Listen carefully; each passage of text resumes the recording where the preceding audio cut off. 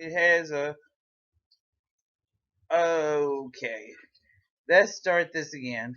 Using restrictive housing to manage gangs in U.S. prisons. Gang affiliation and restrictive housing in United States prisons. That is gang affiliation and use of restrictive housing in the National Institute of Justice published volume. Restrictive housing in the United States issues challenge and future directions. Why place gang affiliates in restricted housing? Uh, for the safety of the inmate and the safety of the other inmates and staff. Because you got to be careful on the housing of the offenders. Because of the fact of the matter is the gangs and stuff could be rivals and stuff like that, and you can cause a lot of problems.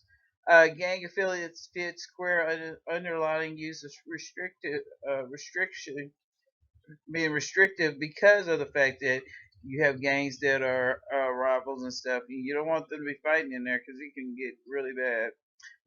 I worked at XEG at the Cofield unit back in '03, and Cofield houses from A all the way up to L wing, which each wing houses up to like 100 some offenders um, per set, 100 some offenders on each wing. There's 4 tiers, depending on the levels and stuff. You can house some of them be housed together and stuff, but they have to be on the in the same gangs and stuff, and the classifications and stuff.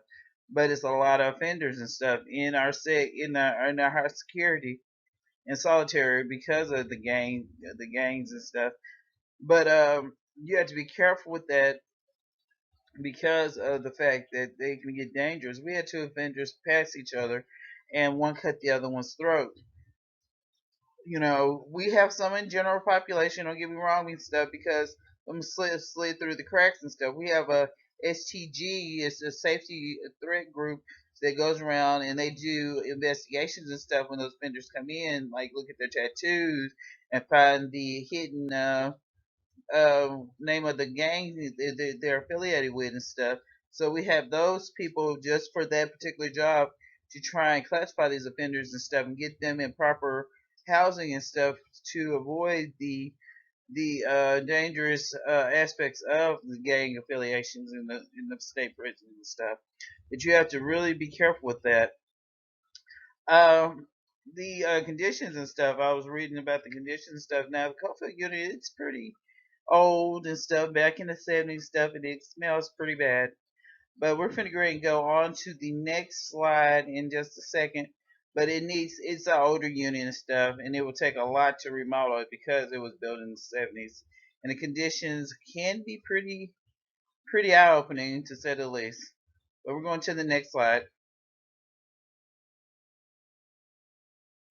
Okay, gang affiliates commit both violent misconduct, nonviolent misconduct, higher rates than inmates that aren't affiliated with gangs.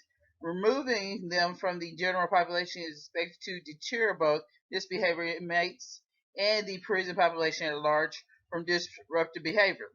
Incapacitate highly disruptive inmates and normalize prisons soothes tension.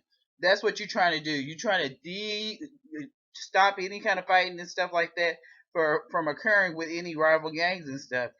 Also trying to make sure that the other offenders there are safe in the process.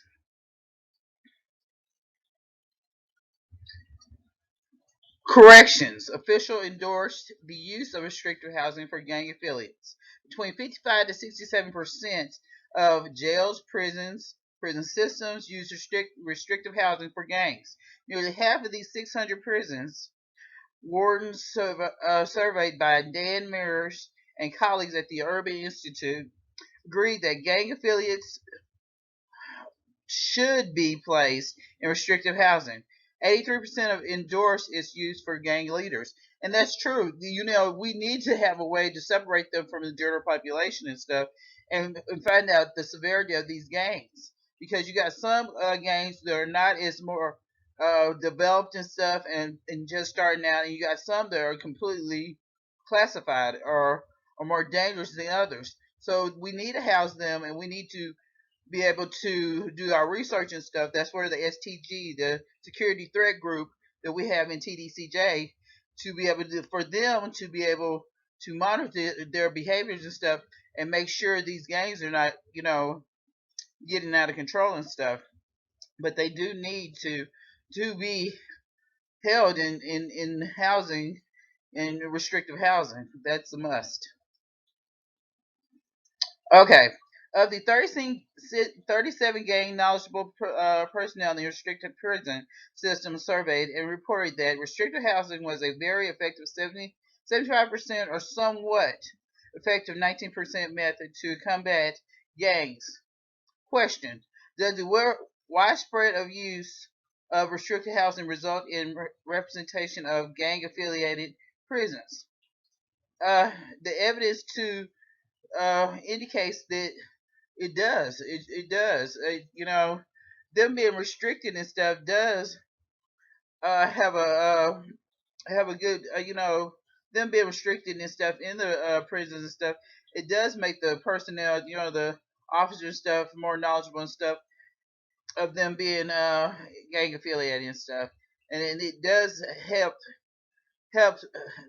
isolate them, keep them you know segregated from other offenders and stuff, and to because that's called their rivals and stuff. And that's where your danger comes into, not for other offenders, not only the offenders but the officers itself.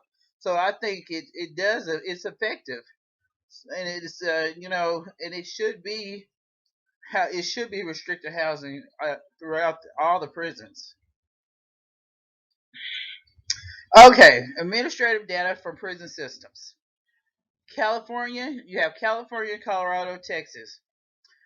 Those three states, which Colorado and Texas, and those three states are the biggest states. And Texas being the one with the most facilities and stuff, and California having big one of the biggest prisons too. They gang affiliates overrepresented in restrictive housing. Are they overrepresented in restrictive housing? They, that's the catch 20, because they could be overrepresented in restricted housing. That's where we need to come back and reclassify these offenders and stuff, and look and see how long they've been in ASEG, administrative segregation, and check on their status dealing with their affiliation with that gang they're in. Is that gang still uh, active and stuff? Has that gang kind of played down and stuff? They need to pull them back in and stuff, because our XEGs are getting enormous, too big. So they need to kind of go back and check that. Majority of inmates in restrictive housings were gang affiliates, who were between 6 to 71 times more likely to be placed in restrictive housing than inmates who were not. That's your general population, the ones that are not in gangs. Data National Inmate Survey 2011 to 12 report from the Bureau of Justice statistics revealed that facilities with more gang activity had a higher concentration of inmates who re, reported recently began being placed in restrictive housing. So it's saying that they recently was put into restrictive housing and stuff. But you like I was saying, you need to make sure these offenders are still affiliated with these gangs and stuff before you put them in restrictive housing and stuff. And then you need to look and see how long they've been in there, try and get them back into population and stuff, and out of segregation. Because one thing I tell anybody, one thing about being in segregation stuff, it can cause mental illness.